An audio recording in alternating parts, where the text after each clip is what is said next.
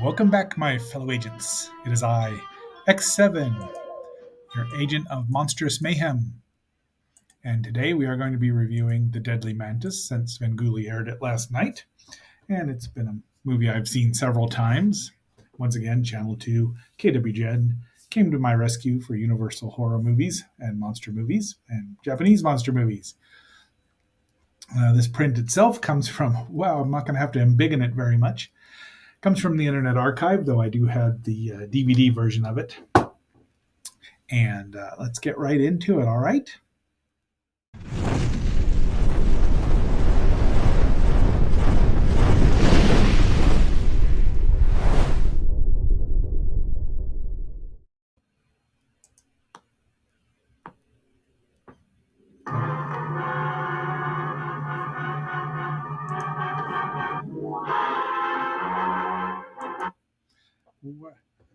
This movie is indeed a Universal picture. It was released in 1957, directed by Nathan Duran, with his full credit this time because it was a prestigious Universal picture.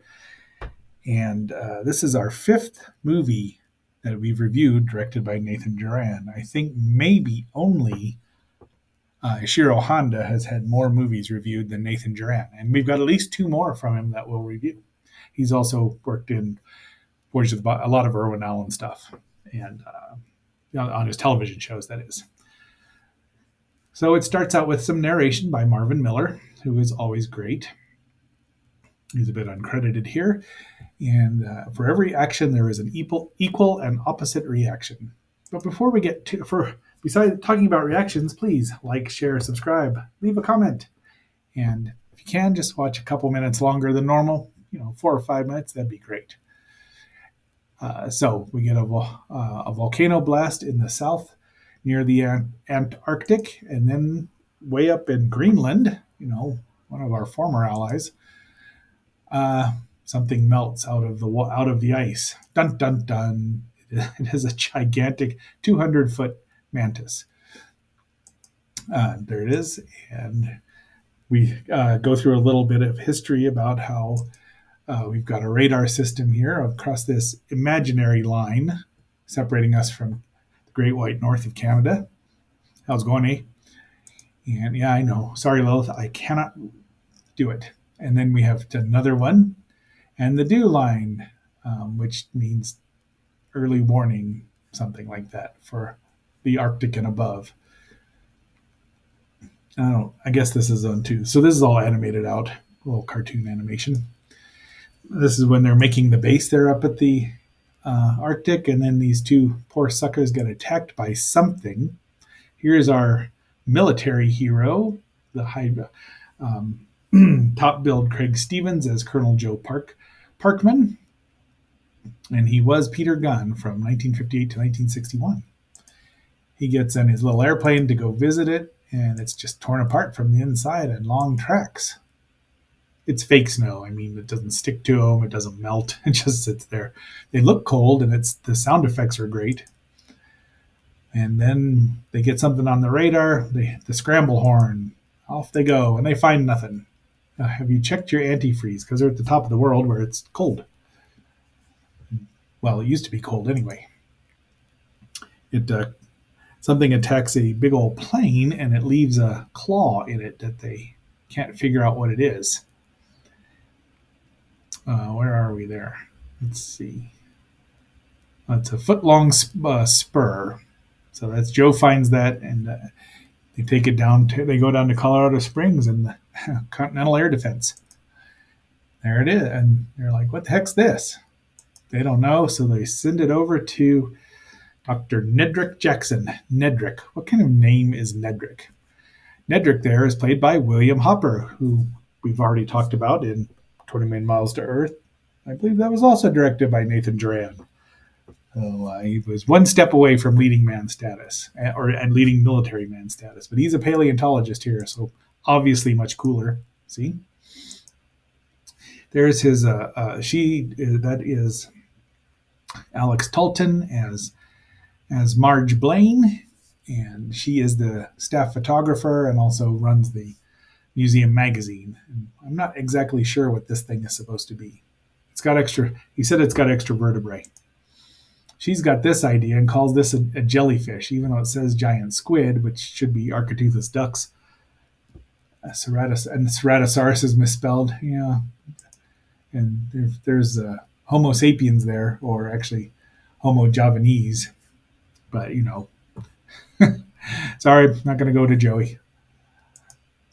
He gets a phone call from the defense, and he goes to use his detective skills, his investigative skills here on the old Claw, and says, "I don't see anything. This isn't made by an animal." And the professor here goes and checks it out because apparently insects don't have hemoglobin. Now, I don't know if that's true or not, but it works for the movie. He comes wandering in and ignores everybody, including Marge, and they're like good friends. They're not even. There's no romance here, so we don't have a stupid triangle or anything. And here's the Washington Observer. That's why he's pensive. Now, I think William Hopper is a good actor. The movie suffers a bit from the script could have used some polishing, and it runs 89 minutes, right? No, 70, 78 to 79 minutes, and it could have been 70 minutes at best, 72, 73, even 75. Taking out 5 minutes would have been great. Taking out 10 minutes, it would have moved right along. There's a little too much stock footage, a little too much just lingering shots. And I think that it was probably, they did allegedly throw some money at this. So it was released May 1st in 1957 in Los Angeles, and then wide release was May 26, 1957. It made about $1 million, so it made money. It's just it's not horrible by any stretch. It's just there. It's a good B picture. And once again, if you took out, just carefully edited about 5 to 7 minutes out of it, it'd be much better. But we see a bug in amber. Now, this would be a plot point later on in a series of movies that most of us who listen here have seen. And then they get so he's like, well, it could be alive. And then he talks about, and then they figure out, it's funny since this was in the movie yesterday, that it was a giant praying mantis. It's a bit of a leap of faith that something like that could exist. We're going to ignore the cube square law that says it cannot, at least on our planet, in that universe. And I believe that GD Explanations is about to have a discussion about the multiverse. Then we get a bunch of stuff. This is the footage that just could have been taken out of, and they call it an Eskimo base, Inuit base, or Inuit village that the thing attacks puppies. There it is. It's our first look at the the Deadly Mantis, and the Greenland Eskimos are terrorized. And I bet, and the mantis is green, so it's not even orange to terrorize them. And he's like, I'm off to the Arctic. She's like, so am I, because you need a photographer. And all the men ogle Marge, including Joe, who's taken with her. And Nedrick realizes it right away. Look at these dopes. He's a woman. I thought they stopped making them. So they go look at the crash site, and they want to dance with her. But unfortunately, the mantis has some other ideas. That's a nice shot. I mean, it's nicely done. There were allegedly three mantises made. One a foot long one a 6 foot long one, which is probably this long, and allegedly a 200 foot marionette made of the hydraulic system made of paper mache. And I don't think I believe that. We'll talk about it when we get there. So Ned's trying to figure out how big the thing is, and he's about to see how big it is because it attacks the base.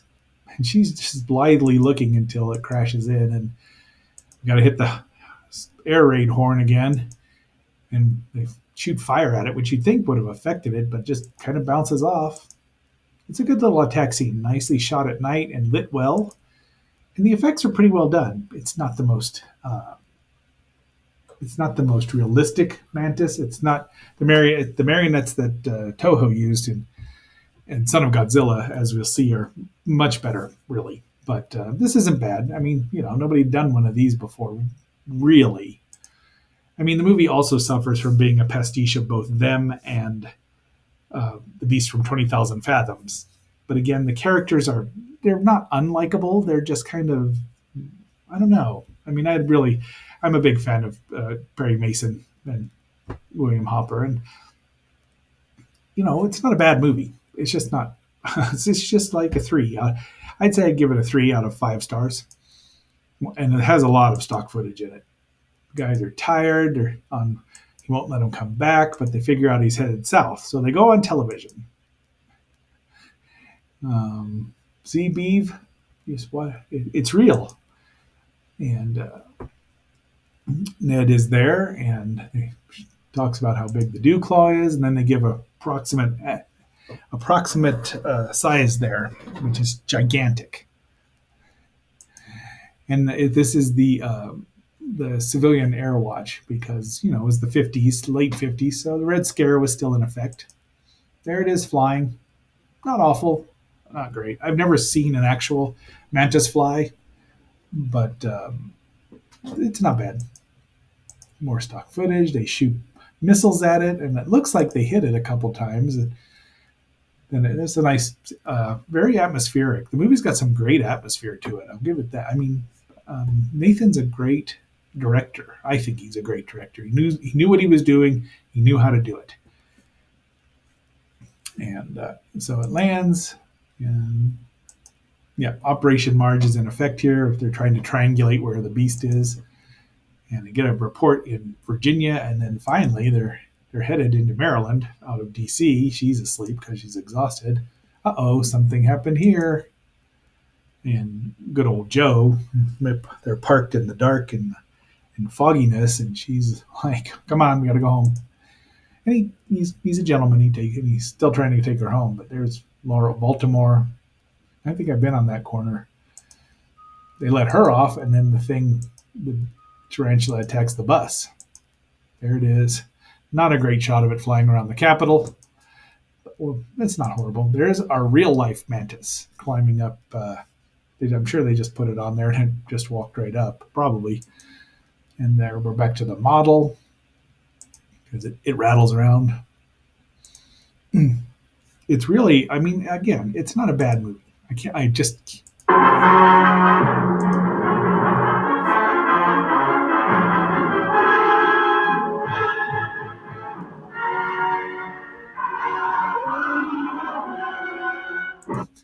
So they shoot at it with the artillery, and it just flies away. But Joe goes up after it, and eventually runs his plane into it to wound it, and probably pretty badly. And parachutes out, and then it goes into the Manhattan Tunnel. So this is the end of the movie here, where this really needs to be tightened up. There's a lot of shots that didn't need to be in there. Where are the bodies? Easy. In all the kingdom of the living, there is no more deadly or voracious creature than the praying mantis. So they've got these poison gas bombs to go kill it for sure. And Joe leads his men in. So he's no shrinking violet. Doesn't sit on the sidelines. And there it is. Now this is supposed to be the big paper mache one. I just can't see that it's 200 feet. That seems like it would be really expensive to put hydraulics in to use only for a couple of minutes. No one would be that stupid to build a robot and only use it for a couple of minutes in a movie, would they? Dino De Laurentiis, 1976 King Kong useless remake. So it's roaring around in there, but it's dying. But they throw 2 bombs at it, and then it dies. Then once the fumes clear out, I'm assuming. I also wonder where those missiles that didn't hit the tarantula. That's another giant monster movie, giant arachnid, arthropod movie. Where the missiles went? Did they land on the ground and explode? That probably is pretty dangerous. So now look at this. They are standing in front of a small model. You can see this more clearly in the print, but she's a little nervous to go up and get the picture. But look at that. There is a matte line right here, and it never touches them. They never come in contact with it. Why wouldn't you use a 200? If you had a 200-foot prop, you'd use it. And again, she's superimposed in front of it, and they're superimposed. Look at that. You can see the lines around them. I think that 200-foot thing is just a myth, but I could be wrong. Somebody can prove me wrong. If you can, please leave me a comment reply in the comments. I'd love to hear it. She says, "Put him down. He wants to smooch." And they all take a picture of them while they're kissing. The end. So there's our players there. Lots of, I bet like 7 of them are in Perry Mason. And then in the Ground Observer Corps. So that's our movie from Sven. And it's quite, I like it. I can't complain about it. You'll see the trailer at the end there. So, my fellow agents, and I still need to fix that yet again. I keep thinking I've got one fixed and I don't. And no one would probably even notice but me. Here's a scene that did not occur in the movie. But until our next assignment tomorrow, which will be 5 more episodes of Kimba, and this is X7 signing off.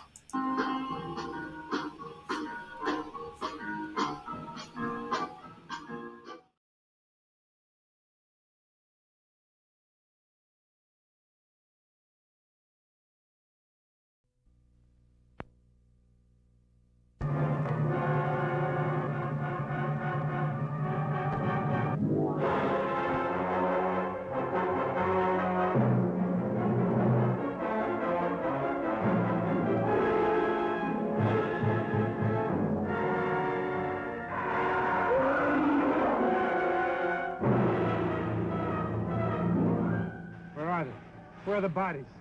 Easy. In all the kingdom of the living, there is no more deadly or voracious creature than the praying mantis.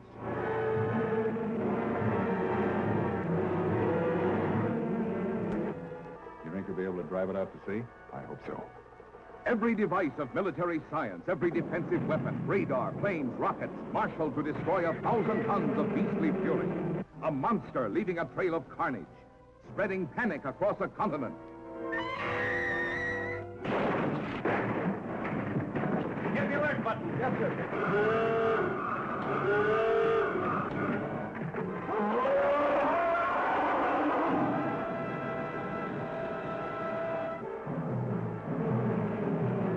Nothing in its path was safe. Not the planes in the sky. Not the ships at sea. Mamma mia! Nor the vehicles on the ground. You boys might just as well go back. There aren't any bodies. And then this most dangerous monster that ever lived challenged the security of our city.